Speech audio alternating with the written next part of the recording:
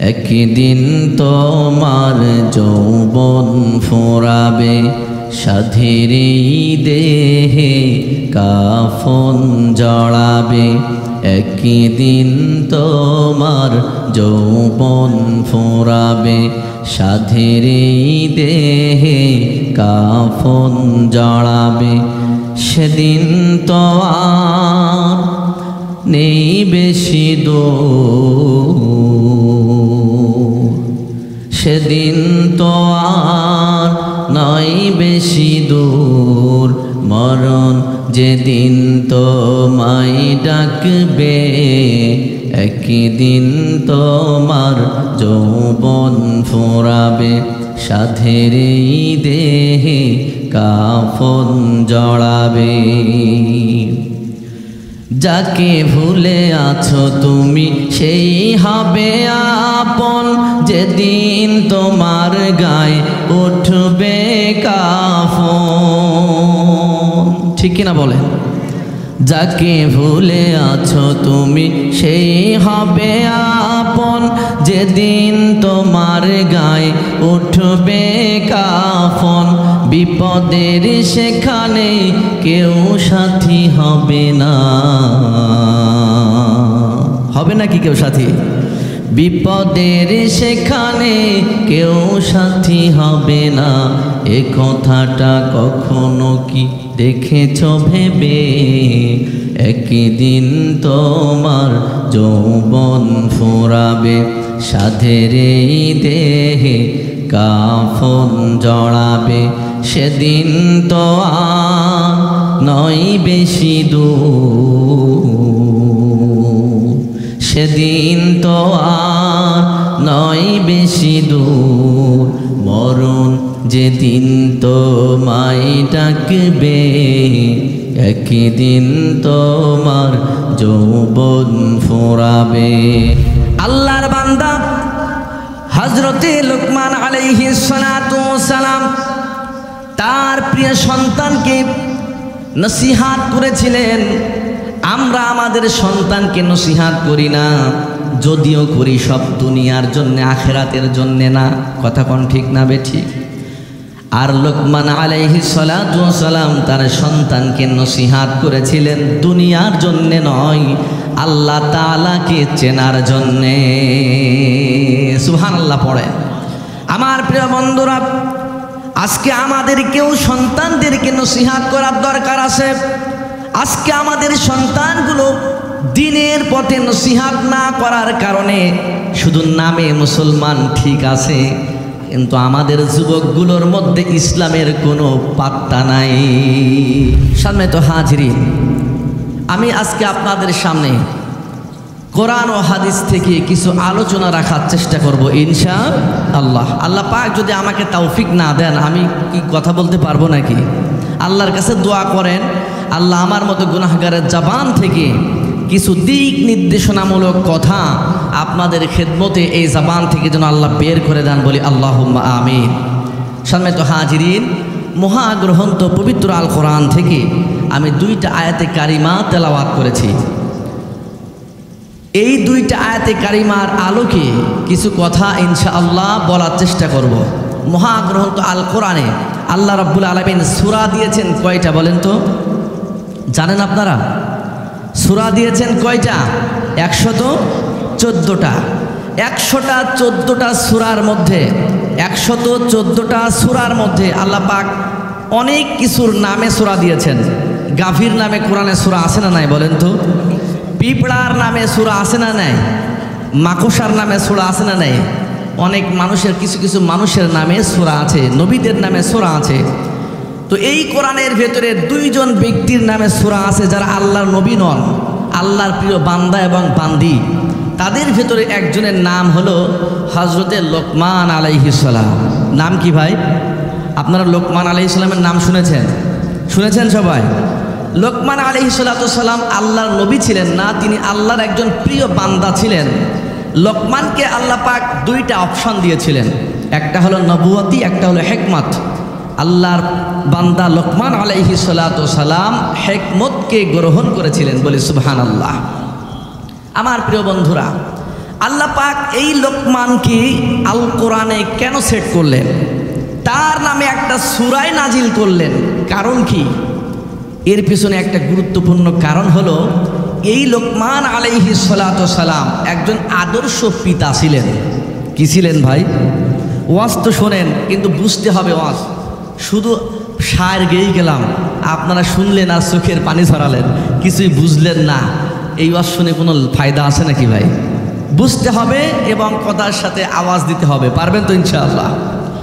লোকমান আলাইহিস সালাতু সালাম একজন আদর্শ পিতা ছিলেন। এমন আদর্শ পিতা ছিলেন, তার ছেলেকে তিনি ওয়াজ করেছিলেন, কিছু উপদেশ দিয়েছিলেন। কি দিয়েছিলেন?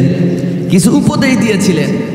এমন কিছু উপদেশ তার ছেলেকে তিনি দিয়েছিলেন, যেই উপদেশ শুনে আরশে আজিমের মধ্যে আল্লাহ পাক এত বেশি খুশি হয়েছেন, তার উপদেশগুলো মহাবিশ্বের মহাবিস্ময়, এই পৃথিবীর সর্বশ্রেষ্ঠ কিতাব আল কোরআনের মধ্যে আল্লাহ সুবহানাহু ওয়া তাআলা তার উপদেশগুলো সেট করে দিয়েছেন। সুবহানাল্লাহ পড়ে।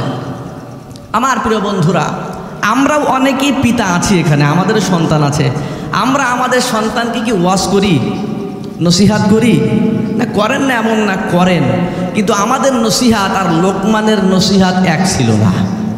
আমাদের নসিহাত কেমন? বাবা, সকাল হলে খবরদার প্রাইভেটটা ঠিক মতো পড়ে আসিস, আজকে খবরদার স্কুল যেন মিস করিস না। মানুষের মতো মানুষরা পড়াশুনো করে বড় হওয়া, ইঞ্জিনিয়ার হতে হবে, ডাক্তার হতে হবে। আমাদের নসিহাতগুলো এরকম, লোকমানের নসিহাতগুলো ছিল অন্যরকম। ঠিক কিনা বলেন? আমার প্রিয় বন্ধুরা, আল্লাহর বান্দা হযরতে লোকমান আলাইহিস সালাতু সালাম তার প্রিয় সন্তানকে নসিহাত করেছিলেন। আমরা আমাদের সন্তানকে নসিহাত করি না, যদিও করি সব দুনিয়ার জন্য, আখেরাতের জন্য না। কথা কোন ঠিক না বেঠিক? আর লোকমান আলাইহিস সালাতু সালাম তার সন্তানকে নসিহাত করেছিলেন দুনিয়ার জন্য নয়, আল্লাহ তাআলাকে চেনার জন্যে। সুবহানাল্লাহ পড়ে। আমার প্রিয় বন্ধুরা, আজকে আমাদেরকেও সন্তানদেরকে নসিহাত করার দরকার আছে। আজকে আমাদের সন্তানগুলো দ্বীনের পথে নসিহাত না করার কারণে শুধু নামে মুসলমান ঠিক আছে, কিন্তু আমাদের যুবকগুলোর মধ্যে ইসলামের কোনো পাত্তা নাই। তাদের অন্তরে ইসলাম বলে কোনো জিনিস আজকে নাই। ইসলাম কি জিনিস তারা বোঝেই না। কতক্ষণ ঠিক না বেঠিক? আমাদের যে প্রজন্ম তৈরি হচ্ছে, শুধু নামখানি মুসলমান, মুসলমানিত্ব বলে তাদের ভেতরে কিছু খুঁজে পাওয়া যায় নাকি ভাই? খুঁজে পাওয়া যায় না। দেখেন, আজকে শফিকুল বলতেছিল পহেলা বৈশাখ গেছে। কি বৈশাখ? আজকে পহেলা বৈশাখ গেছে, কিন্তু অনেক হাজী সাহেবের বাড়ির মেয়েরা বেপর্দা, বেহায়াপনা, অর্ধ উলঙ্গ হয়ে রাস্তায় র্যালি ব্যাল করেছে। কতক্ষণ ঠিক না বেঠিক? তাদেরকে যদি জিজ্ঞাসা করা হয়, তুমি তো মুসলমানের বাড়ির মেয়ে, কেন রাস্তায় বের হয়েছ? তারা কি জবাব দেয় জানেন? বলে, ধর্মের জায়গায়, উৎসবের জায়গায় ধর্মের সাথে উৎসবের কোনো সম্পর্ক নাই। পড়েন নাউজুবিল্লাহ, জোরে বলেন নাউজুবিল্লাহ। আমার প্রিয় বন্ধুরা, রমজান চলাকালীন 20 রমজান সম্ভবত একটা ভিডিও দেখে আশ্চর্য হয়ে গেলাম। আপনারা যারা ফেসবুক ব্যবহার করেন, ইউটিউব যারা ব্যবহার করেন, অনেকেই দেখেছেন ঢাকা ভার্সিটিতে একটা অনুষ্ঠান হয়, অনুষ্ঠান, রং মাখামাখির একটা অনুষ্ঠান রমজানের মধ্যে। ঢাকা ভার্সিটি বাংলাদেশের সবচেয়ে একটা বড় বিশ্ববিদ্যালয়, ঠিক কিনা? ওখানের বাচ্চারা তৈরি হয়ে তো আমাদের দেশ ও জাতির কর্ণধার হবে। কতক্ষণ ঠিক না বেঠিক? তাদের অবস্থা যদি এরকম হয়, এই দেশে ইসলাম কি আর থাকবে নাকি ভাই? বলেন তো কেমন অবস্থা। দেখেন, রমজানে অর্ধ উলঙ্গ অবস্থায় একটা ছেলে একটা মেয়েকে রং মাখাচ্ছে, একটা মেয়ে একটা ছেলেকে রং মাখাচ্ছে, আর উলঙ্গপনাভাবে ড্যান্স দিচ্ছে। কিছু কিছু সাংবাদিক তাদেরকে প্রশ্ন করছে, তোমরা কি মুসলমান না অন্য ধর্মে? তো তাই আমি মুসলিম, আমরা মুসলমান। তো তোমরা তো মুসলমান, এটা তো রমজান মাস, তোমরা কি রোজা আছো? হ্যাঁ রোজা আছি। তো রোজা যে আসো আর যেই পরিমাণ ড্যান্স দিচ্ছ, রোজা থাকার পরে যে ড্যান্স তোমরা দিচ্ছ, এই যে বেহায়াপনা করতেছ, তোমাদের রোজা কি হালকা হয়ে যাচ্ছে? তোমাদের কি মনে হয়? না না, এটা কোনো ব্যাপার না। তারা বলছে সর্বোচ্চ শিক্ষিত ছেলে দেশের, সর্বোচ্চ শিক্ষিত মেয়ে দেশের, তারা কি বলছে জানেন? তারা বলছে আমরা তো মুসলমান, ধর্মের জায়গায়, আমরা উৎসবের জায়গায় আনন্দ ফুর্তি করবো, তা কর্মটা কি? আজকের মুসলমানদের যুবকদের অবস্থা হয়ে গেছে এরকম। কথা কোন ঠিক না বে ঠিক? আমার প্রিয় বন্ধুরা, এভাবে যদি চলতে থাকে এদেশে ইসলাম থাকবে, মুসলমান থাকবে, কিন্তু ইসলাম খুঁজে পাওয়া, এদেশে মসজিদ থাকবে, মসজিদে মুসল্লি খুঁজে পাওয়া যাবে না কি ভাই? যাবে না। এগুলোর একটাই কারণ, এই দিকের একটাই কারণ, আমরা আদর্শ পিতার সংখ্যা আমাদের সমাজ থেকে কমে গেছে। কথা কোন ঠিক না বে ঠিক? আদর্শ পিতার সংখ্যা সমাজ থেকে কমে যাওয়ার কারণে আজকে আমাদের সন্তানগুলো সব ইসলাম থেকে দূরে সরে যাচ্ছে। কিন্তু মনে রাখবেন, এই সন্তানগুলো আপনাদের জাহান্নামে যাওয়ার একমাত্র কারণ হয়ে দাঁড়াবে। আপনারা ভাবছেন আমরা তো ঠিক মতো নামাজ পড়ছি, সন্তান না পড়ে না পড়ুক, সন্তান যা পারে করুক, কিন্তু মনে রাখবেন সন্তানের ব্যাপারে আল্লাহ পাকের দরবারে কিয়ামতের ময়দানে আপনাকে অবশ্যই জবাব দিতে হবে। কথা কোন ঠিক না বেঠি? আমার প্রিয় বন্ধুরা, চলে যে আলোচনার মধ্যে লোকমান কেমন ভাবে সন্তানকে নসিহত করেছিলেন, খুব গভীরভাবে লক্ষ্য করে শুনবেন। সম্মানিত হাজিরিন, হযরতে লোকমান আলাইহিস সালাতু ওয়াস সালাম তার প্রিয় সন্তানকে প্রথম ডাক দিয়ে বললেন, ওয়াইদ ক্বালা লুকমানু লিবনিহি ওয়া হুয়া ইয়াইদুহু ইয়া বুনাইয়া লা তুশরিক বিল্লাহ। জোরে বলেন আল্লাহু আকবার। আমার প্রিয় বন্ধুরা, গভীর মনোযোগ দিয়ে বুঝতে হবে, হযরত লোকমান তার ছেলেকে উপদেশ দিল। সর্বপ্রথম আমলের কথা বলেন নাই, সর্বপ্রথম নামাজ পড়তে বলেন নাই, রোজার কথা বলেন নাই।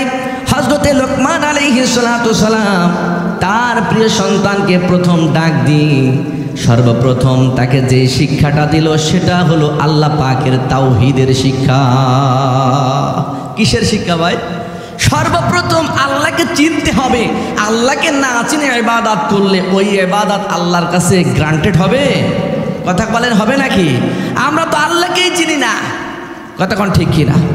আমার প্রিয় বন্ধুরা, হযরত লোকমান আলাইহিস সালাতু ওয়াস সালাম সর্বপ্রথম তার প্রিয় সন্তানকে খুব মায়াবী কণ্ঠে ডাকলেন আরবি ভাষায়। হুজুর পাশে আছেন। ইয়া বুনাইয়া শব্দটা বড় মায়ার শব্দ, আদরের শব্দ, ভালোবাসার শব্দ। ইয়া বুনাইয়া, হে প্রিয় বৎস, হে প্রিয় সন্তান আমার, তোমাকে ওয়াজ করতেছি শোনো।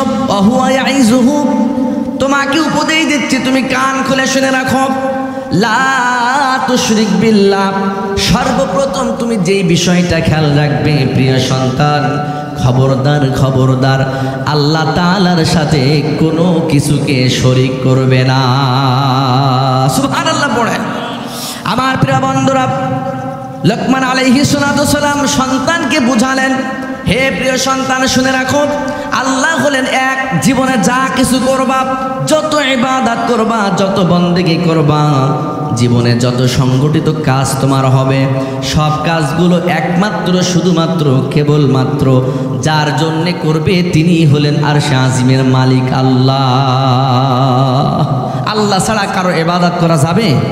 আল্লাহ ছাড়া কারো কাছে কিছু চাওয়া যাবে? কোনো কিছু আশা করা যাবে? যাবে না।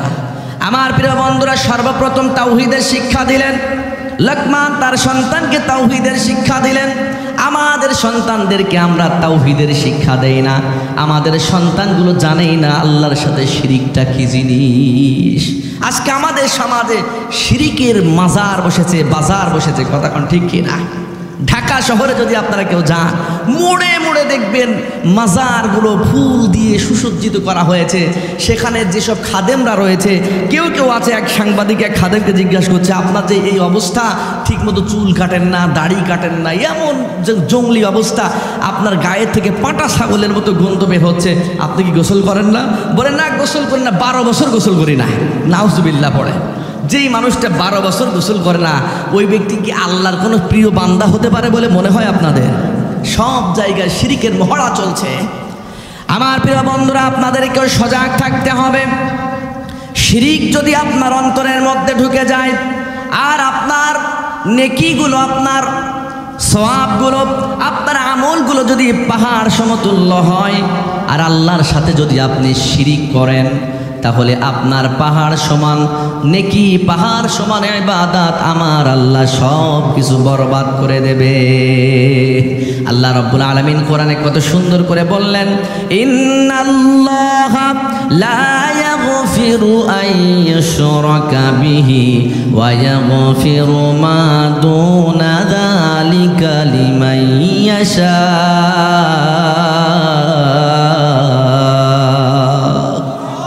কার কথা? আল্লাহ বললেন, বান্দা শুনে রাখো, শুনে রাখো, আমি চাইলে তোমাদের সব গুনাহগুলো ক্ষমা করতে পারি। আমি আল্লাহ তোমাদের জীবনে ঘটে যাওয়া সব অপরাধগুলো ক্ষমা করব, কিন্তু আমার সাথে যদি শিরিক করো, শিরিকের গুনাহ মরার আগে তাওবা না করে আসলে আমি আল্লাহ কোনো দিনের জন্য শিরিকের গুনাহ ক্ষমা করব না। ঘোষণা কার? আল্লাহ। সুতরাং আল্লাহর সাথে কাউকে শিরিক করা যাবে? আল্লাহ ছাড়া কারো কাছে চাওয়া যাবে? যাবে না। বিপদে পড়লে যার কাছে চাইবেন তিনি কে? আল্লাহ রাব্বুল আলামিন আমাদেরকে শিক্ষা দিয়েছেন, বিপদে পড়বা বান্দা, বিপদে যখন পড়বা, আল্লাহ রাব্বুল আলামিন আমাদেরকে বলে দিলেন, বিপদে যখন পড়বা, অসুবিধার মধ্যে যখন পড়বা, আমি আল্লাহর কাছে সাহায্য চাইবা ধৈর্য আর নামাজের মাধ্যমে। কিসের মাধ্যমে ভাই? আল্লাহর কাছে সাহায্য চাইতে হবে। কিসের মাধ্যমে? এক শ্রেণীর মানুষ আমাদেরকে বোঝায় আল্লাহর কাছে ডাইরেক্ট কিছু চাওয়া যায় না, আর আল্লাহর কাছে যাইতে গেলে অনেক মাধ্যম টাধ্যম লাগে। এই কথা সম্পূর্ণ ভুল। সম্পূর্ণ কি ভাই? ভুল। বরং নবীজি বলেছেন, আল্লাহর সাথে বান্দার সম্পর্ক নামাজের মধ্যে এমন বান্দার সম্পর্ক হয়ে যায়, বান্দা যখন নামাজে দাঁড়িয়ে যায়, ওই বান্দা সর্বনিকটে, সবচেয়ে নিকটে, আল্লাহ পাকের নিকটে চলে যায় যখন বান্দা সিজদায় চলে যায়। বলে সুবহানাল্লাহ। জীবনের সব ব্যথাগুলো, সব কষ্টগুলো, সব চাওয়া পাওয়াগুলো আমরা একমাত্র কার কাছে বলবো? আওয়াজ দিয়ে বলেন, কার কাছে বলবো? আল্লাহর কাছে। ঈমানকে ধরে রাখতে গেলে তাওহীদ বুঝতে হবে, শিরিক থেকে নিজেকে বিরত রাখতে হবে। কি কথা কি বুঝতে পারলেন? তাহলে লোকমান আলাইহিস সালাতু সালামের 1 নাম্বার উপদেশ সন্তানের জন্য কি? বচ্চ, আল্লাহর সাথে কাউকে শিরিক করো না। কেন শিরিক করবে না? আল্লাহ রাব্বুল আলামিন জানিয়ে দিলেন, ইন্নাশ শিরকা লাযুলমুন আযীম।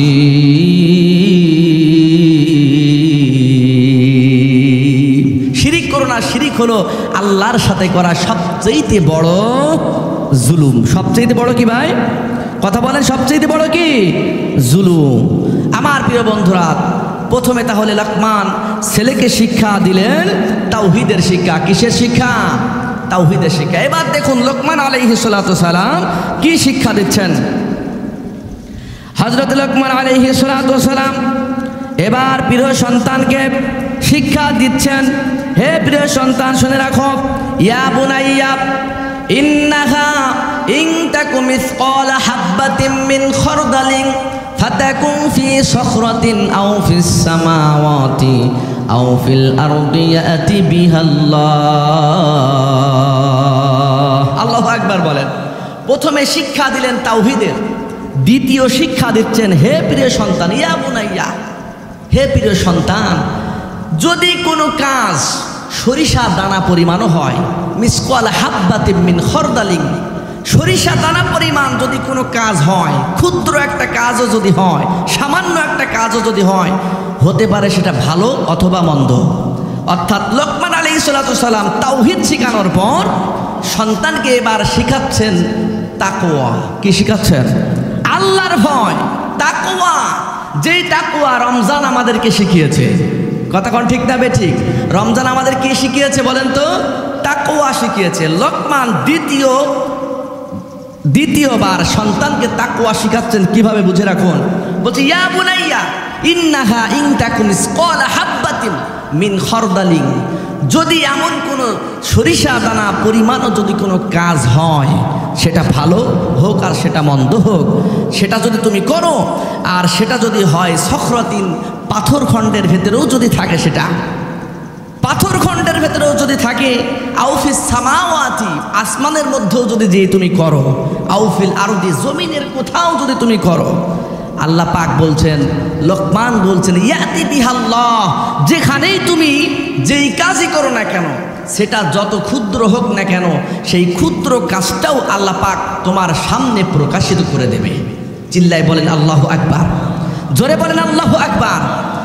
আজকে আমাদের মধ্যে এত গুনাহ কেন, এত অন্যায় কেন, এত দুর্নীতি কেন? একটাই কারণ, আমাদের মধ্যে তাকওয়া নাই। কি নাই ভাই? আমরা তাকওয়া শিখতে পারি নাই।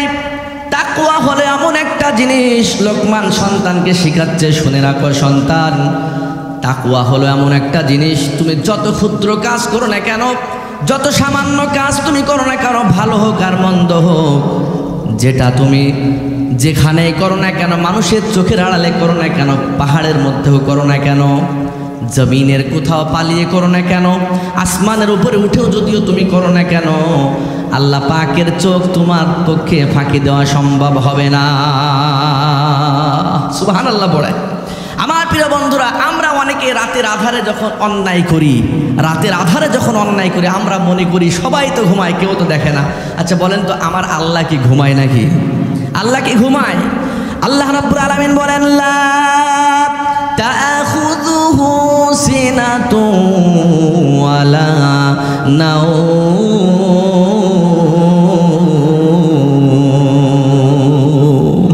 আল্লাহর ঘুমও নাই, তন্দ্রাও নাই, নিদ্রাও নাই, আল্লাহ সদা সর্বদা জাগ্রত অবস্থায় রয়েছে। ঠিক কিনা বলেন? এক পীর সাহেব একবার মুরিদদেরকে পরীক্ষা নেওয়ার জন্যে, দীর্ঘদিন ধরে পীর সাহেব মুরিদদেরকে দিন শিখিয়েছে, হিকমত শিখিয়েছে, কোরআন শিখিয়েছে। শেখানোর পর পীর সাহেব হুজুর মনে মনে ভাবতেছে, আমার মুরিদদেরকে একটু পরীক্ষা নেওয়ার দরকার, যে দেখি কতটুকু তাকওয়া অর্জন করেছে। আমার প্রিয় বন্ধুরা, আমাদের দেশে পীর মুরিদি আছে না নাই বলেন তো? আপনারা রাগ করবেন না, পীর মুরিদি ভালো জিনিস না খারাপ জিনিস বলেন তো? ভালো জিনিস, নিঃসন্দেহে ভালো জিনিস। একটা জিনিস মনে রাখবেন, মানুষ ভালো জিনিসেই ভেজাল দেয় বেশি। ঠিক কিনা? আপনি যখন বাজারে পাম অয়েল কিনতে যাবেন, আপনার যাচাই করার দরকার হবে নাকি? ওইটা যাচাই করার দরকার হবে না, যাবেন, পট দেবেন, ভরে নিয়ে চলে আসবেন। কিন্তু 1 নাম্বার সয়াবিন যদি কেনেন, আপনি যাচাই করবেন না? করবেন কিনা বলেন? কেন যাচাই করবেন? এখন গরমকাল, সয়াবিনে পাম মিশায়। ঠিক কিনা বলেন? সয়াবিনে, আমাদের দেশের ব্যবসায়ী তো মাশাআল্লাহ খুব ভালো ব্যবসায়ী, আমাদের দিকে এরকম হয় না, কিন্তু সয়াবিনে পাম মেশানো ব্যবসায় আছে না নাই? তো যখন কিনবেন সয়াবিনে মানুষ পাম মেশানো, ওইটা হলো 1 নাম্বার জিনিস। এই জন্যে কতক্ষণ, ঠিক কিনা?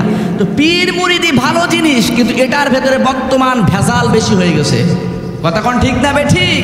পীর মুরিদি করতে গেলে অবশ্যই আমাদেরকে যাচাই বাছাই করে করতে হবে। যেই দরবারে গেলে আপনার আমলের পরিবর্তন হয় না, আপনি সুদখোর, আপনি পীরের দরবারে যান, সুদ ছাড়তে পারেন নাই, মনে করবেন ওই দরবার আপনার কোনো কল্যাণ বই আনতে পারবে না। ঠিক কিনা বলেন? মানুষ পীরের কাছে যাবে কেন? আখেরাতের কল্যাণের জন্যে। কিন্তু এখনকার সময় মানুষ পীরের কাছে যায় কেন জানেন? দুনিয়ার কল্যাণের জন্যে। অনেক মানুষ গল্প করে, জানো না আমি ওই পীরের বাড়ি গিয়ে কি পাইছি। কি পেয়েছেন ভাই? চাচা কি পেয়েছেন? বলে আমার কিচ্ছু ছিল না, ব্যবসা বাণিজ্য ঠিক মতন হইতো না, সব দিক থেকে পারা। হুজুরির কাছে যখন গেছি শিখেনতে আমার উন্নতি আছে না নাই বলেন তো? হুজুরের কাছে যে তোমার দুনিয়ার উন্নতি হয়েছে, আখেরাতের উন্নতি তুমি করতে পারো নাই। যেই সুদ করেছিলে সেই সুদ করে আছো, যেই বাটপার ছিলে সেই বাটপার আছো, যেই বেনামাজি ছিলে সেই বেনামাজি আছো। অথচ হুজুরের দরবারে যাও আর আসো, তুমি মনে রাখো তোমার ওই হুজুরের দরবার তোমার কোনো কল্যাণ বই আনবে? কথা কোন আনবে নাকি? পীরের দরবারে যাবেন কিসের জন্যে? আপনি নামাজ পড়েন না, নামাজি হওয়ার জন্যে। আপনি সুদ ছাড়তে পারতেছেন না, সুদ কিভাবে ছাড়বেন? হুজুরের কাছ থেকে পরামর্শ দেওয়ার জন্যে। কিন্তু আমাদের সমাজে এমন অনেক পীর সাহেব আছে, নিজে কোরআন শরীফও দেখি ভালো পড়তে পারে না, কিন্তু বড় আল্লাহর ওলি। কথা কোন ঠিক কিনা? পীর হতে গেলে সত্য হলো আল্লাহর কোরআনের তাফসীর বুঝতে হবে। পীর ওই ব্যক্তি হতে পারবে, আল্লাহর কোরআন তাফসীর করতে গেলে 18টা জ্ঞান লাগে। সেই 18টা জ্ঞান যার মধ্যে আছে, অন্তত কমসে কম 6টা হাদিস সম্পর্কে যার পরিপূর্ণ জ্ঞান আছে, ওই মানুষটা পীর হতে পারে। কোনো জেনারেল শিক্ষিত, কোনো সাধারণ মানুষ পীর হয়ে মানুষকে হেদায়েত দিতে পারে না, বরং গোমরাহ করে জাহান্নামের দিকে নিয়ে যেতে পারে। কথা কোন ঠিক না বেঠিক? সাবধান হতে হবে। রাগ করবেন না, কেউ বোঝানোর জন্য বলছি। রাগ করলে কিছু করার না, যেটা হক সেটা বলতে হবে। কথা কোন ঠিক না বেঠিক? আমার প্রিয় বন্ধুরা, এই পীর সাহেবের দরবারে ইমান পরীক্ষা হতো, আর এখন পীরের দরবারে কি পরীক্ষা হয় জানেন? কার কত টাকা আছে। মাল যে যত বেশি মারবে, যত বড় সুদখোর হোক আর ঘুষখোর হোক, পীরের কাছে সবচেয়ে প্রিয় ওই ব্যক্তি। ঠিক কিনা বলেন? তো পীর সাহেব তাকওয়া শিখাচ্ছে কিভাবে দেখেন। পরীক্ষা নেওয়ার জন্য সব মুরিদকে এক জায়গায় করেছে। মুরিদ এক জায়গায় করার পর সকল মুরিদদের নসিহাত করার পর বলছে, বাবা দীর্ঘদিন ধরে তোমরা আমার দরবারে যাওয়া আসা করতেছো, আমি যদি তোমাদেরকে একটা হুকুম দেই তাহলে তোমরা কি মানবে? বলতেছে হ্যাঁ হুজুর, আপনি যে হুকুম আমাদেরকে দিবেন অবশ্যই আমরা মানব, অবশ্যই আমরা কি করব, মান্য করব। তো হুজুর বলছে তোমরা আগামীকাল আমার দরবারে যখন আসবা সবাই একটা করে মোরগ নিয়ে আসবা। কি নিয়ে আসবা? কথা বলেন। মোরগ নিয়ে আসবা। পরের দিন সব মুরিদরা উপস্থিত মোরগ নিয়ে। পীর সাহেব হুজুর এবার বলতেছে বাবা তোমাদের কাছে আমার একটা দাবি, এই মোরগটা নিয়ে সবাই যাচ্ছে আজকে বাড়ি চলে যাবা, আগামীকাল এই মোরগটা এমন কোনো স্থান থেকে জবাই করে নিয়ে আসবা যেন কেউ না দেখতে পারে, কেউ কি না দেখতে, কাউকে দেখাইলে হবে না, কাউকে না দেখিয়ে মোরগটা জবাই করে আগামীকাল দরবারে আসবা। দেখেন কিভাবে তাকওয়া শেখাচ্ছে। তো সবাই চলে গেছে বাড়িতে, যার যায়, কেউ কেউ ঘরের অভ্যন্তরীণ যে মোরগ জবাই করেছে, কেউ কেউ রান্নাঘরের পিছনে যে মোরগ জবাই করেছে, কেউ জঙ্গলের ভিতরে যে মোরগ জবাই করেছে, মানুষের চোখের আড়াল করে মোরগ জবাই করে নিয়ে হুজুরের দরবারে সবাই উপস্থিত। একজন নাদান, একজন খুব নর্মাল কোয়ালিটির একটা লোক জ্যান্ত মোরগ নিয়ে হুজুরের দরবারে উপস্থিত। কথা কি বুঝতে পারতেছেন? কি কষ্ট পাচ্ছেন নাকি আপনারা ভাই? আমার প্রিয় বন্ধুরা, এবার মোরগ নিয়ে সবাই জবাই করা মোরগ নিয়ে এসেছে। একটা মানুষের হাতে মোরগ আছে, কি বলেন তো, জ্যান্ত। সবাই বলতেছে কি রে তুই কেমন বেয়াদব, হুজুরের কথা মানিস না, এত বড় বেয়াদব তুই। সবাই রেশারেশি করতেছে। হুজুর ডাক দিয়ে বলতেছে কি ফেরা, তোমাকে যে আমি বলছিলাম বাবা মোরগটা জবাই করবা, তুমি জবাই না করে চলে এসেছো কেন? আমার প্রিয় বন্ধুরা, আল্লাহর ওই বান্দা চোখটা নিচু করে দিয়ে চোখের পানি ঝরিয়ে বলতেছে হুজুর আপনার হুকুম আমি ঠিকই মেনেছি, কিন্তু হুজুর আপনি বলেছিলেন এমন জায়গা থেকে মোরগটা জবাই করতে সেখানে কেউ যেন না দেখতে পারে। হুজুর আগামী কাল থেকে এই মোরগটা নিয়ে আমি ঝোপের মধ্যে গিয়েছি, যখনই জবাই করব আমার যেন মনে হয় কেউ একজন আমাকে দেখতে পাচ্ছে। আল্লাহু আকবার পড়েন। মোরগটা নিয়ে আমি ঘরের অভ্যন্তরীণ চলে গিয়েছি, কোনো মানুষ নাই, মোরগটা জবাই করব, এমতো অবস্থায় আমার মনে হচ্ছে কেউ যেন আমাকে একজন দেখছে। সর্বশেষ চিন্তা ভাবনা করে দেখলাম আপনি বলেছেন মোরগটা এমন কোথাও থেকে জবাই করতে কেউ যেন দেখতে না পায়। সারা রাত জেগে জেগে চেষ্টা করার পর মোরগটা জবাই করতে পারে নাই, কারণ কোরআনে দেখেছি আল্লাহ বলেছেন লা তাখুযুহু সিনাতু ওয়ালা নাওম। আল্লাহু আকবার বলে। আল্লাহর তন্দ্রাও নাই, নিদ্রাও নাই। সুতরাং যেখানেই গিয়েছি হুজুর আমি আমার রবকে দেখতে পেয়েছি, সুতরাং আমার রবের চোখের আড়াল করতে পারি নাই, যার কারণে আপনার মোরগটা জবাই করতে পারে নাই। চিৎকার দিয়ে বলেন আল্লাহু আকবার। এটার নাম কি? এটার নাম কি বলেন তো? এটার নাম হলো তাকওয়া। এটার নাম কি? তাকওয়া। যেই শিক্ষা লোকমান তার ছেলেকে দিচ্ছে, বাবা শুনে রাখো তুমি যত ক্ষুদ্র কাজ করো না কেন সেটা যদি সরিষা দ্বারা পরিমাণও হয়, সেটা যদি ভালো হয় সেটাও আল্লাহ উপস্থিত করবেন, সেটা যদি খারাপও হয় সেটাও আল্লাহ পাক উপস্থিত করবেন। আল্লাহ পাকের কাছ থেকে তুমি রেহাই পাবা না। সব কিছু যিনি দেখেন তিনি কে? কথা বলেন কে? সুতরাং আমরা যদি আমাদের অন্তরে এটা সেট করতে পারি, এই তাকওয়া যদি রাখতে পারি, তাহলে গোপনে আমরা যে হাজারো গুনাহ করি, আমার যুবক ভাইগুলো রাতের আধারে কত গুনাহ করে, ঘরের দরজাগুলো লাগিয়ে দিয়ে সারা রাত 2টা 3টা পর্যন্ত সেটিং করে। অনেক যুবক ভাইরা হিন্দি সিনেমা দেখে, মনে করে বাবা দেখে না, মা দেখে না, দুনিয়ার কোনো বন্ধু বান্ধব দেখে না। ও যুবক, আমার আল্লাহ রাতে ঘুমায় না, তোমার সব কার্যক্রম আমার আল্লাহ কিন্তু রেকর্ড রাখতেছে, ঠিক কিনা বলে? সুতরাং রাতের আধারেও অন্যায় করা যাবে না যদি অন্তরে কি থাকে? সবাই বলেন কি থাকে? তাকওয়া। করব এবার প্রথমে লোকমান আলাইহিস সালাতু ওয়াস সালাম তাওহীদ শিখালেন, দ্বিতীয়ত তিনি শিখালেন তাকওয়া। এবার লোকমান আলাইহিস সালাতু ওয়াস সালাম সন্তানকে আমলের কথা বললেন। কিসের কথা? আমলের কথা বললেন। লোকমান আবার ডাক দিলেন, ইয়া বুনাইয়া, হে প্রিয় সন্তান আমার, শুনে রাখো, শুনে রাখো, আকিমিস সালাত, খবরদার খবরদার তুমি নামাজ যেন ছেড়ে দিও না, নামাজ প্রতিষ্ঠা করবা, নামাজ কায়েম করবা। আল্লাহু আকবার বলেন। লোকমান এবার কি বলছে? প্রথমে শিখাইছে তাওহীদ, আল্লাহর সাথে কাউকে শিরিক করা, আল্লাহর সাথে কাউকে সমকক্ষ মনে করা যাবে না। দ্বিতীয় শিখালেন তাকওয়া, আল্লাহর ভয় অন্তরে রাখতে হবে।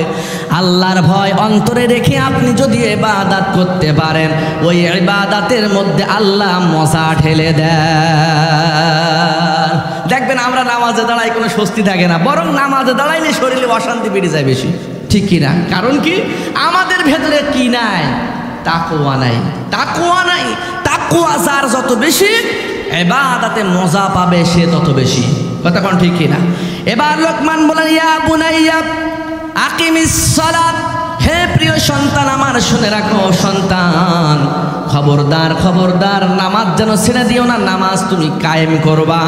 আল্লাহর কোরআনে আল্লাহ নামাজের কথা বলেছেন 83 বার। কয়বার? তাহলে নামাজের গুরুত্ব তো আমাদের খুব কম নাকি? নামাজ না পড়লেও চলে। কতক্ষণ ঠিক কি না? নামাজ না পড়লেও চলে। আজকের সমাজে মহাৎপুর দক্ষিণ পাড়ায় যত মানুষ বাস করে, যদি সবাই নামাজ পড়তো এই মসজিদের দোতলায়ও জায়গা হইতো নাকি? হয়তো সভাপতি সাহেব, হয়তো না। কিন্তু সবাই তো নামাজ পড়ে না, কারণ তাদের নামাজ লাগে না। কি লাগে না? নামাজ লাগে না। শুনে রাখুন, নামাজ এমন একটা ইবাদত, আল্লাহ নবী বলেছেন কুফর আর ইসলাম এই দুইটাকে পার্থক্য করে যে ইবাদত, সেটার নাম হলো নামাজ। সেটার নাম কি বলেন তো? নামাজ। নামাজ তো এক শ্রেণীর মানুষ পড়েই না। নামাজের কথা কোরআনে যতবার এসেছে ততবার আকিমিস সালাত, নামাজ পড়ার কথা বলা হয় নাই, নামাজ প্রতিষ্ঠিত করার কথা বলা হয়েছে। ভালোভাবে বুঝতে হবে আপনাদেরকে। নামাজ প্রতিষ্ঠিত করা মানে কি? নামাজ প্রতিষ্ঠিত করার দুইটা অর্থে নেওয়া যায়। দুইটা অর্থে। কয়টা অর্থে ভাই? কথা কি বুঝতে পারেন আপনারা? একটা অর্থে আমরা নিতে পারি, সেটা হলো নামাজ পড়তে হবে নামাজ পড়ার মতো করে। কিসের মতো করে? নামাজ পড়ার মতো করে। আর একটা অর্থ হলো নামাজ নিজেও পড়তে হবে, সন্তানকেও পড়াইতে হবে, স্ত্রীকেও পড়াইতে হবে। যে ভাই নামাজ পড়ে না তাকে নামাজে নিয়ে আসতে হবে, যে বন্ধু নামাজ পড়ে না তাকে নামাজের দাওয়াত দিতে হবে। এটাও নামাজ প্রতিষ্ঠিতর একটা সিস্টেম। তাহলে অর্থ পাইলাম কয়টা? কথা বলেন কয়টা? দুইটা। আমার প্রিয় বন্ধুরা, এক শ্রেণীর মানুষ তো নামাজ পড়েই না, আর এক শ্রেণীর মানুষ নামাজ পড়ে কিন্তু এই নামাজ তাদের জান্নাতে নিবে না, এই নামাজ তাদের জাহান্নামে নিবে। কথা কোন ঠিক না বেঠিক? কথা আমার না, আল্লাহ পাক কোরআনে বলেছেন। কোথায় বলেছেন? আমার প্রিয় বন্ধুরা, কয়েক শ্রেণীর নামাজিকে আল্লাহ রাব্বুল আলামিন নামাজ পড়ার পরও জাহান্নামে দিবে। আমরা অনেকেই মনে করি মসজিদে যাওয়া আসা করলাম, নামাজ পড়লাম আর জান্নাতে চলে গেলাম। খবরদার খবরদার, এই ভুল করে জীবন বরবাদ করবেন না। নামাজ হলো এমন একটা গুরুত্বপূর্ণ ইবাদত, নামাজ হলো এমন একটা ইবাদত, কিয়ামতের ময়দানে এই নামাজ কারো পক্ষে সাক্ষ্য দেবে, আবার কারো বিপক্ষে সাক্ষ্য দেবে। এই নামাজ কিয়ামতের ময়দানে কারো জান্নাতে নিয়ে যাবে, আর কারো নামাজ দুর্গন্ধযুক্ত কাপড়ে পেঁচাইয়া মুখে ছুঁড়ে মারা হবে। কথা কি বুঝতে পেরেছেন? আমার বন্ধুরা, আল্লাহ রাব্বুল আলামিন কোরআনে কি বলেছেন মনোযোগ দিয়ে শুনলে বুঝবেন। আল্লাহ বলেন, ফাওয়াইলুল লিল মুসাল্লিনাল্লাযীনা হুম আন সালাতিহিম সাহুন।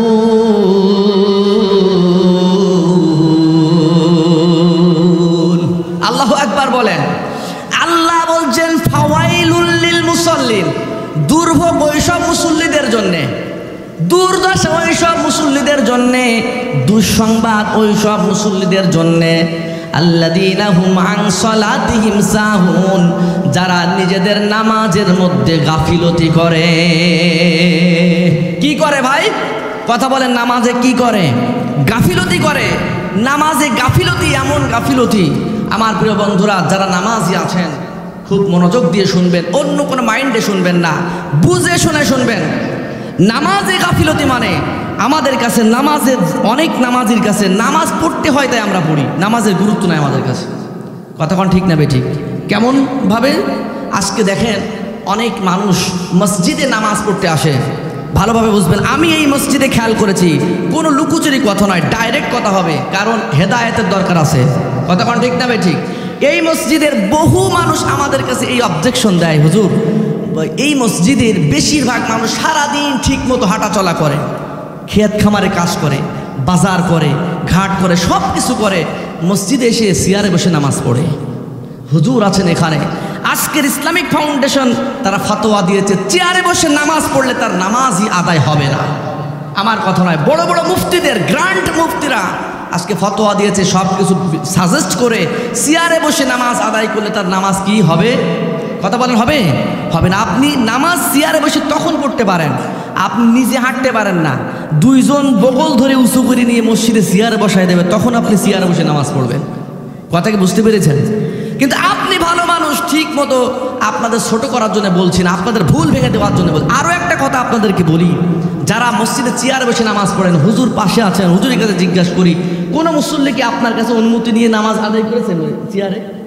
অনুমতি নেন নাই। আপনার জমির কাগজের যদি কোনো সমস্যা হয়, জমির একটা কাগজ আপনি ঠিকমতো বুঝতেছেন না, আপনি চলে যাবেন সাতক্ষীরা জজ কোর্টে, ভালো উকিল কি আছে তার কাছে, ঠিক কিনা বলেন? কথা কোন ঠিক কিনা? কেন? দুনিয়ার এইটা আমাদের কাছে খুব গুরুত্বপূর্ণ, দুনিয়ার জমি জায়গা আমাদের কাছে খুব গুরুত্বপূর্ণ, ওটা বুঝি না, অ্যাডভোকেটের কাছে যাই, উকিলের কাছে যাই। আপনি যে মিয়া ঠিক মতো দাঁড়িয়ে নামাজ পড়তে পারতেছেন না, কোন মুফতির কাছ থেকে ফতোয়া নিয়ে আপনি মসজিদে নামাজ পড়েছেন? কথা বলেন, কোন মুফতির কাছে ফতোয়া নিয়েছেন আপনি? শরীরে যখন রোগ হয়, MBBS ছাড়া আপনারা চিকিৎসা নেন না, পরামর্শ ছাড়া ওষুধ পান করেন না। আপনার নামাজে রোগ হয়েছে, আপনার ইমানে রোগ হয়েছে, আপনার দরকার ছিল মুফতির কাছ থেকে ছুটে বেড়ানো। কোন মুফতির কাছ থেকে গেলে আপনার নামাজের কায়দাটা শিখায়, তার কাছে যাওয়ার দরকার ছিল। কথা বল ঠিক কিনা? আজকের মুসল্লির এমন অবস্থা, অনেক মসজিদে দেখেছি, শুধু আমাদের মসজিদ বলে নয়, আমি অনেক মসজিদে এমন দেখেছি, নামাজ পড়তেছে সব ইচ্ছা মতো, কেউ আসন করে বসে নামাজ পড়তেছে, কেউ দাঁড়িয়ে দাঁড়িয়ে নামাজ পড়তেছে, অথচ ইমামদের কাছে তাদের কোনো গুরুত্বই নাই। ইমামদের যে কাছে শুনবে, মুফতির কাছে শুনে নামাজ আদায় করবে, এইটার কোনো গুরুত্ব মানুষের কাছে আছে নাকি ভাই? নাই। আমার প্রিয় বন্ধুরা, মনে রাখবেন, ইসলামের মধ্যে সবচাইতে গুরুত্বপূর্ণ যে ইবাদত আল্লাহ রাব্বুল আলামিন আমাদেরকে দিয়েছেন, ওই ইবাদতের নাম হলো নামাজ। ওই ইবাদতের নাম কি? নামাজ। আল্লাহর নবী বলেন, কিয়ামতের ময়দান যেদিন কায়েম হয়ে যাবে, কিয়ামতের ময়দানে সর্বপ্রথম আল্লাহ রাব্বুল আলামিন বান্দার কাছ থেকে যে হিসাবখানা গ্রহণ করবেন, ওই হিসাবের নাম হলো নামাজের হিসাব। আউয়ালু মা ইউহাসাবু বিহিল আবদু ইয়াউমাল কিয়ামাতিস সালাহ। কার কথা? নবীজি বলছেন। নবীজি বলছেন, কিয়ামতের ময়দানে সর্বপ্রথম মানুষের কাছে তার নামাজের হিসাব নেওয়া হবে। কারণ নামাজ যদি ঠিক হয়, কারণ নামাজ যদি গ্রান্টেড হয়, কারণ নামাজ যদি অ্যাকসেপ্টেড হয়, তার সব আমলগুলো টিক চিহ্নে বসবে। সব আমলগুলো কি হবে? টিক বসবে, সব কিছু গ্রান্টেড হবে, সব কিছু ঠিক থাকবে।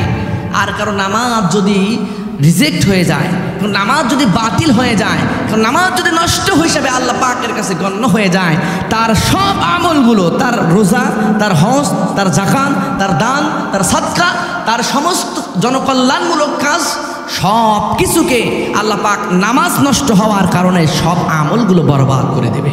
নাউজুবিল্লাহ পড়ে। সুতরাং জীবনে সবচেয়ে যে ইবাদতের গুরুত্ব আমাদের দেওয়ার দরকার, সেই ইবাদতের নাম কি? নামাজ। অথচ আজকের মুসলমান, আফসোসের বিষয়, নাম মুসলমান, কত অনার্স মাস্টার্স পাস আমাদের মানে সমাজে যুবক আছে, তাদের কত এসে মুখস্থ, প্যারাগ্রাফ মুখস্থ, নোবেল নাটক মুখস্থ, আল্লাহর কোরআনের 10টা সূরা তাদের মুখস্থ নাই। কথা কোন ঠিক কিনা? আর যাদের মুখস্থ আছে, তাদের মুখস্থের এমন অবস্থা, তেলাওয়াতের এমন অবস্থা, তেলাওয়াত শুনলে মাথায় কাজ করে না। নামাজ পড়তে যে আপনি যে তেলাওয়াত করেন, এই তেলাওয়াত যদি সহি না হয়, নামাজ ভঙ্গের 19টা কারণের 1 নাম্বার কারণ হলো নামাজে অশুদ্ধ পড়া। নামাজে অশুদ্ধ তেলাওয়াতে তার নামাজ হবে না, হবে না, হবে না। অনেকেই মনে করতে পারেন অশুদ্ধ হোক আর যাই হোক, আমি অর্থ বুঝে পড়ি, হবে না। অর্থ বুঝলে কি হবে? লাহানে জলি যদি পড়ার ভেতর হয়, ওই নামাজ, ওই তেলাওয়াত দিয়ে ওই নামাজ আল্লাহর কাছে কবুল হবে। কথা বলেন, হবে নাকি? আপনারা মনে কষ্ট পাচ্ছেন, রাগ হচ্ছে আপনাদের? আরে ভাই, ওয়াজ তো শুনতে পারবেন, এমন এমন ঘটনা আছে, আমি মুকুল যদি এখন বলি, আপনাদের চোখ থেকে পানি বের করে ক্ষমতা আল্লাহ পাক আমাদের দিয়েছে আপনাদের দোয়ায়। কিন্তু ঘটনা শুনে লাভটা কি? আমাদের সমাজে, আমাদের গ্রামের মানুষের যে আমলগুলো নষ্ট হচ্ছে, সেগুলো তুলে ধরার দরকার আছে। কথা কোন ঠিক কিনা? আপনার হয়েছে আমাশায়, এখন সেরিগিলি ওষুধ দিতে হবে না, ওই অবস্থায় দিতে হবে। আপনার এখন ডায়াবেটিস হয়েছে, ওষুধ তো এখন দিতে হবে, ঠিক কিনা বলেন? যেখানে রোগ সেখানে ওষুধ দিতে হবে, রোগ ছাড়া ওষুধ দিয়ে লাভ নাই। যেই রোগ আপনাদের মধ্যে আছে সেই রোগের ওষুধ দিতে হবে, শুধু ওয়াশ করলে হবে না। কতক্ষণ ঠিক না বে ঠিক? আমার প্রিয় বন্ধুরা, আজকে রোগের ওষুধ ঠিক মতো না পড়ার কারণে আজকে আমাদের সমাজের ছেলেপিলেগুলো সব উদ্বারা হয়ে যাচ্ছে। কতক্ষণ ঠিক কিনা? আর গত ঈদের পরের দিন পাওখালি একটা পিক আপ দাঁড়িয়েছে, ওই যে ড্যান্স পিক আপ, ঠিক আছে? আমি পাশে গিয়েছি, বলছি ভাই তোমাদের বাড়িটা কোথায়? বলছে কৈখালি।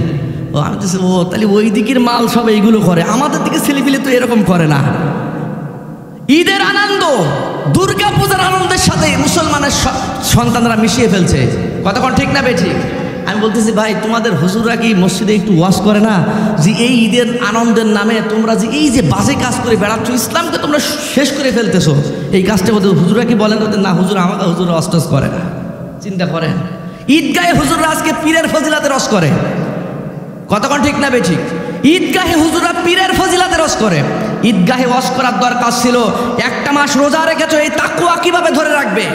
ঈদগাহে ওয়াজ করার দরকার ছিল একটা মাস রোজা করেছো, এই রোজা তোমাকে কি শিখিয়েছে? রোজা থেকে তুমি কি শিখতে পেরেছো? তোমার রোজার পরবর্তী জীবন তুমি কিভাবে চালাবে? এই ওয়াজ প্রত্যেক ঈদগাহে ইমামদের করার দরকার ছিল। কতক্ষণ ঠিক কিনা? আজকে ইমামরা ঠিক জায়গা মতো হক কথা বলে না, যার কারণে সমাজ নষ্ট হয়ে যাচ্ছে। অনেক ইমাম সাহেব মনে করে যদি হক কথা বলি যাই ছিলাম যাই ডাল চাল কিছু হচ্ছিল, কপালে আর জটবে না, ঠিক কিনা বলে? কারণ আমাদের সমাজের কি অবস্থা জানেন? যার নাই কোনো গতি সেই করে, কথাই বলে যার নাই কোনো গতি সেই করে কি বলেন তো? ইমামতি। সব চাইতে সস্তা একটা চাকরির নাম হলো ইমামতি। কতক্ষণ ঠিক কিনা? হুজুরের বেতন খোঁজ নিলে হুজুর বলে আলহামদুলিল্লাহ খুব ভালো দেয়। কত দেয়? বলে ৬,০০০। এখনকার সময় ৬,০০০ টাকা মাসে ৪ পান খাইতে লাগে মানুষের। কতক্ষণ ঠিক কিনা? অর্থাৎ হুজুরের বেতন ৬,০০০। দিনের ব্যাপারে আমাদের মন হয়ে গেছে খুব সংকীর্ণ। কতক্ষণ ঠিক না বেঠি? সামনে তো হাজির যা হোক আমার সময় সংক্ষেপের দিকে চলে এসেছে। আপনাদের কাছে উদাত্ত আহ্বান রাখবো, নামাজকে সুন্দর করার জন্যে যত পদক্ষেপ নেওয়ার দরকার আপনাদেরকে নিতে হবে। শুধু ওয়াজ শুনলে হবে না, শবে বরাত করলে হবে না, শবে কদর করলে হবে না, আগে নামাজ ঠিক করতে হবে। নামাজ ঠিক, সব ইবাদত ঠিক। নামাজ বেঠিক, সব ইবাদত বরবাদ করে দেবেন যিনি, তিনি কে? আওয়াজ দিয়ে বলেন কে? পারবেন তো ইনশাআল্লাহ? নামাজের প্রতি গুরুত্ব দিবেন, নামাজের সূরা কিরাতগুলো হুজুরের কাছ থেকে সহি করে নেবেন। ঠিক মতো নামাজ পড়ার আপনার অসুবিধা যেখানে হবে সেখানে হুজুরের কাছ থেকে পরামর্শ নেবেন। আমার নামাজে রুকুতে এই সমস্যা হচ্ছে, হুজুর আমি কি করব? আমার সেজদায় যেতে এই সমস্যা হচ্ছে, হুজুর আমি কি করব? হুজুর যেভাবে সাজেশন দিবে আপনি সেভাবেই নামাজ আদায় করবেন। আপনার ইচ্ছে মতো, খেল তামাশা মতো আপনি যদি নামাজ আদায় করেন, আমার আল্লাহর দরবারে ওই নামাজ আপনার কোনো কাজে আসবে না, বরং ওই নামাজ আপনাকে জাহান্নাম পর্যন্ত পৌঁছাই দেবে। কতক্ষণ ঠিক না বে ঠিক? আমার প্রিয় বন্ধুরা, হযরত লোকমান আলাইহিস সালাতু সালাম সন্তানকে এবার বললেন, ইয়া বুনাইয়া আকিমিস সালাত ওয়া আমুর বিল মা'রুফ ওয়ানহা আনিল মুনকার ওয়াসবির আলা মা আসাবাক। বলে আল্লাহু আকবার।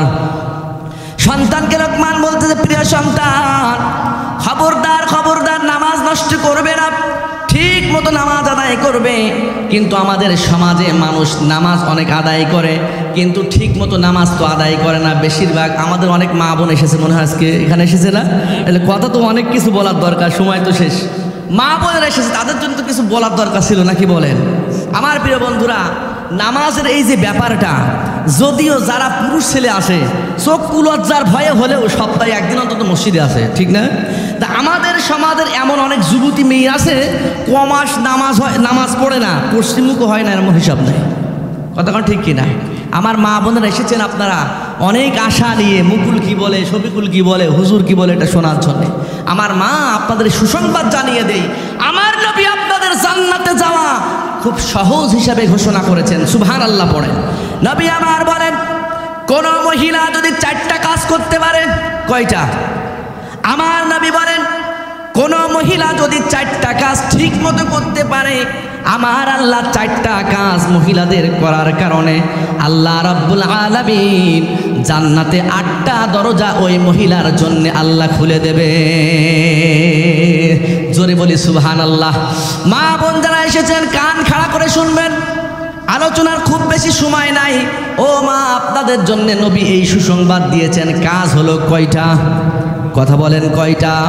4টা কাজ যদি আমার কোনো মা করতে পারে, আমার কোনো বোন যদি করতে পারে, আমার নবী বলেন 4টা কাজ করলে আমার আল্লাহ আল্লাহর ওই বান্দির জন্য 8টা জান্নাতের দরজা খুলে রাখবে। সুবহানাল্লাহ। 1 নাম্বার হলো 5 ওয়াক্ত নামাজ যেই মহিলা ঠিক মতো আদায় করবে। 1 নাম্বার কি? 5 ওয়াক্ত নামাজ। আমার অনেক মা বোনেরা নামাজ পড়ে কিন্তু জোহরের নামাজ পড়ে আসরের সময় যাই, ঠিক না বলেন ভাই? কাজ কামের এত চাপ, মা বোনদের ঠিক সময় মতো নামাজ আদায় করতে পারে না। কিন্তু মনে রাখবেন, নামাজের এই গাফিলতি করে নামাজ আদায় করলে ওই নামাজ আল্লাহর দরবারে কবুল হবে? কবুল হবে না। নারায়ে তাকবীর, নারায়ে তাকবীর। প্রধান বক্তার আগমন। ও প্রধান বক্তা না? আমি বললাম প্রধান বক্তা এসে মনে, আমি তো খেয়াল করি নাই। যাই হোক, সম্মানিত হাজিরিন, যে কথা বলতেছিলাম, আমার মা বোনদের জন্য কর্মসূচি দিয়েছেন কয়টা নবীজি? কয়টা বলেন তো? 4টা কর্মসূচি দিয়েছেন। 1 নাম্বার হলো যেই মহিলা 5 ওয়াক্ত নামাজ সময় মতো ঠিক মতো আদায় করবে, ঠিক মতো পবিত্রতা অর্জন করে, পবিত্রতার দিনগুলো হিসাব রেখে 5 ওয়াক্ত যেই মহিলা নামাজ আদায় করবে, 1 নাম্বার হলো কর্মসূচি মহিলাদের। 1 নাম্বার কি? কর্মসূচি। 2 নাম্বার হলো রমজান মাসে ঠিক মতো রোজা আদায় করবে। 2 নাম্বার আমল কি বলেন তো? রমজানে ঠিক মতো রোজা আদায় করবে। আমার প্রিয় বন্ধুরা, 3 নাম্বার হলো নিজের লজ্জাস্থানকে, নিজের সতীত্বকে হেফাজত করবে। আর 4 নাম্বার হলো স্বামীর আনুগত্য করবে। একটু আওয়াজ দিয়ে বলেন সুবহানাল্লাহ। 4টা কাজ করলে 8টা জান্নাতের দরজা যিনি খুলে রেখেছেন তিনি কে? আওয়াজ দিয়ে বলেন কে? আমার প্রিয় বন্ধুরা, মা বোনদের 4টা সহজ আমলের কথা বলে গেলাম। 1 নাম্বার হলো আমার মা যারা নামাজ আদায় করেন সময় মতো নামাজ আদায় করবেন, কাজের দিকে খেয়াল রেখে ঠিক টাইম মতো নামাজটা আদায় করবেন, রমজানের রোজা ঠিক মতো রাখবেন, আর নিজের সতীত্বের হেফাজত করবেন। আজকের এই ওয়াজ করার না করার সমান হয়ে গেছে।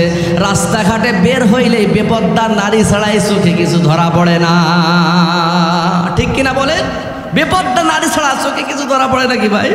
যেখানে যাবেন বেপর্দা নারী, বাজারে ঘাটে রাস্তাঘাটে সব জায়গায় বেপর্দা আর বেপর্দা।